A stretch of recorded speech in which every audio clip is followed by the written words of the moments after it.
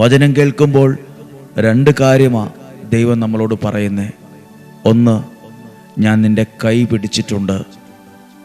രണ്ടാമത് പറയുന്നൊരു കാര്യം, ധൈര്യമായിട്ട് പുറകോട്ട് നോക്കാതെ നീ മുന്നോട്ട് പോവുക. ദൈവത്തിൻ്റെ വചനത്തിൽ വിശ്വസിക്കുന്ന ഞാനും എൻ്റെ കുടുംബവും നശിച്ചു പോകാൻ ദൈവം സമ്മതിക്കുകയില്ല.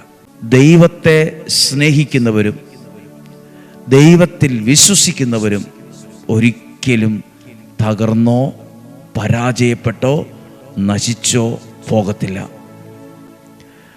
നിങ്ങൾ ദൈവത്തിൽ വിശ്വസിക്കുകയും ദൈവത്തെ സ്നേഹിക്കുകയും ചെയ്യുന്നതുകൊണ്ടാണ് ഈ വചനം ഓരോ ദിവസവും കേൾക്കുന്നത്, ധാരാളം പേർക്ക് ഇത് ഷെയർ ചെയ്യുന്നത്, അയച്ചു കൊടുക്കുന്നത്, കാണണമെന്ന് പറയുന്നത്. ഇന്നത്തെ വചനം പ്രത്യേകമായി ഒന്ന് കേൾക്കണേ എന്ന് ഫോണിൽ വിളിച്ചു പറയുന്നവരുണ്ട്. ദൈവത്തെ സ്നേഹിക്കുന്നവർ, ദൈവത്തിൽ വിശ്വാസം അർപ്പിക്കുന്നവർ, അങ്ങനെയുള്ള ഒരാളും നശിച്ചു പോവുകയില്ല.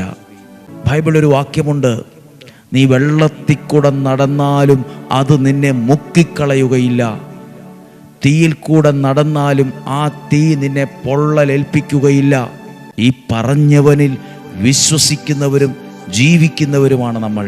ആ ദൈവത്തിൻ്റെ വാക്കുകൾ ശ്രദ്ധിക്കുക. ഇങ്ങനെയാ പറയുന്നത്, ദൈവത്തെ സ്നേഹിക്കുന്ന ഏവനും നശിച്ചു പോകാതെ നിത്യജീവൻ പ്രാപിക്കേണ്ടതിന് തൻ്റെ ഏകജാതനെ നൽകാൻ തക്കവിധം അവൻ ലോകത്തെ എന്നെയും നിങ്ങളെയും സ്നേഹിച്ചു.